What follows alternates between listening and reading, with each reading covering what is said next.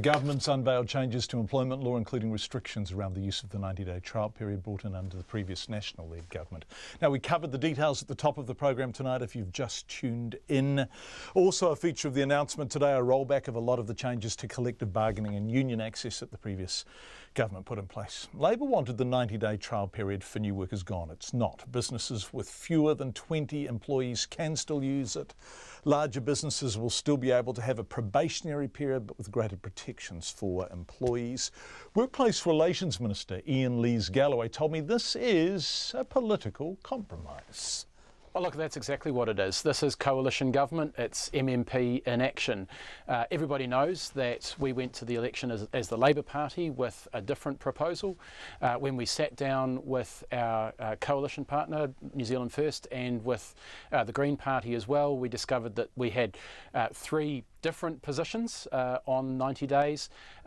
Yeah, just as people do in collective bargaining, we stayed at the table until we had a result that worked for all of us. So, look, this is really good news for working people. It means now that 70% of employees in New Zealand are no longer subject to a 90-day trial, but it also means that those small businesses who have told us that it does make them feel a little bit more secure about employing people still have access to it. And this is a result of negotiations between different parties in government. OK, so New Zealand First was driving that stuff around small businesses, were they? Yeah, it was New Zealand First who really wanted us to come up with a solution that left 90-day trials intact for some businesses, particularly small businesses. But yeah, as I said, this is coalition government. We had three parties with three positions. We were able to get around the table and thrash out a position that is now the government policy. Yeah, and I look at the responses and they are divided on tribal lines, I guess exactly as you would expect. So the unions are saying this is good. The First Union, for example, says it's a good first step in restoring balance and fairness to the employment relations system. You have the EMA saying, look, we didn't think the system was that broke. You have the Nats, of course, who designed the system that you were rewriting, saying actually 247,000 jobs were created under us, and we have the third highest employment rate in the OECD. Look, there's absolutely no evidence to suggest that the changes that the National Party made did anything to support job growth. And particularly 90-day trials, the one piece of research that was commissioned by the government said, look, we can't find any evidence that 90-day trial periods have supported job growth or made vulnerable workers more likely to get a job. What we do know is that for the last 30 years, working people in New Zealand have received less and less of a share of the benefits of economic growth. Wages have been stagnant in real terms, and conditions have been eroded consistently, especially over the last 9 years. So we do see an imbalance. I know the EMA said that that they don't see an imbalance. We do. I think a lot of working people do as well, and our mission as a government is to restore that balance.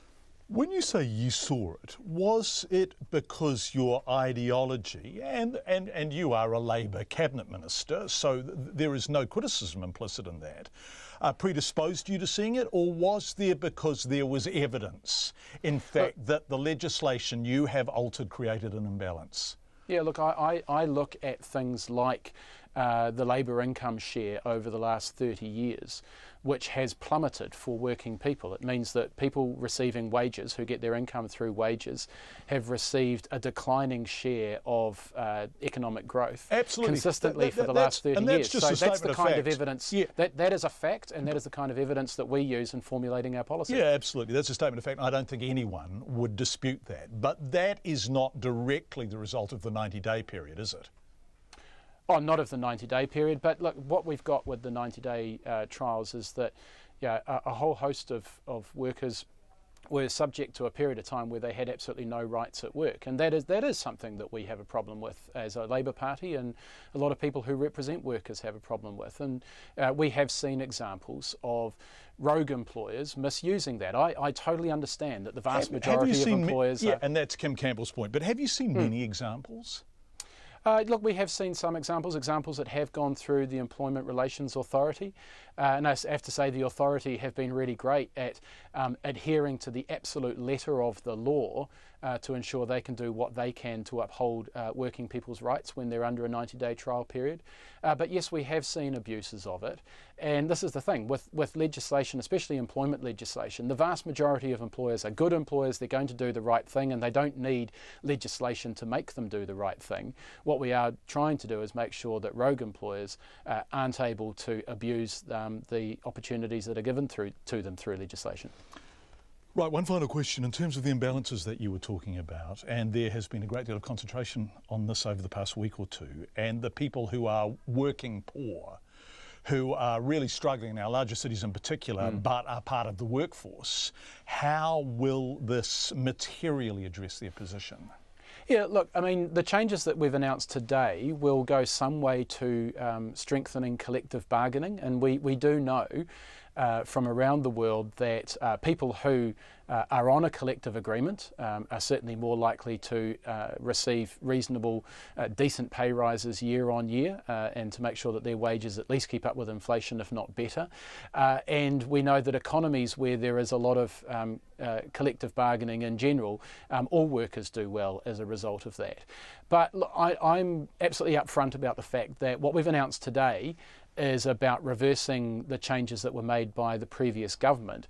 The real changes and the real positive things for, as you say, people who are on very low incomes who are still experiencing poverty despite being in work, that will come in the next round of changes that we're proposing.